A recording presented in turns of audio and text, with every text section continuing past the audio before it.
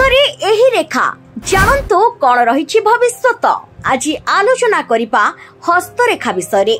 आपण जानिछंती हस्तरेखा कहा भाग्य रे कौन अछि ताहा सुचाई थाए। हस्तरे अनेक रेखा अछि जो रेखा भितरे जदि गोटे एम रेखा हातरे अछि एमिति आपणकर तीन रेखा मिसी इंग्राजी अक्षर एम सृष्टि हेउछि। आपण जानिबे आपणकर भविष्यत कौन रहिछि ओ एम रेखा लोकंकर चरित्र किभଳି। जेमिति झियो मानक हाथ देखि विवाह केबे हेबो, पुओ हेबो ना झियो हेबो, हाथ देखि कुहंती चाकरी मिलिबो कि नाही। सेपरि एम रेखा थिबा व्यक्तिंकर कौन रहिछि लक्षण। एम रेखा थिबा लोक माने बहुत बुद्धिमान ओ से माने बहुत भलो बिजनेस करंती। बिजनेस रे भलो पार्टनरशिप मध्य निभांती। मनर कथा को से माने आपणकर धरि पकांती। आपण केबे भी कोनोसी कार्य तांकु लुचेई की करि परिबे नाही। जेउ मानकर हातरे एम रेखा थाए तांकर वैवाहिक जीवन खूब खुशी रे कटि थाए। से मानकर विशाल धैर्य शक्ति रही थाए। जो मानक हातरे एम थाए से बहुत भाग्यशाली। से माने सब बेले किछि नुआ जिनिस करबा को भल पाई थांती। एमानंकु मिछ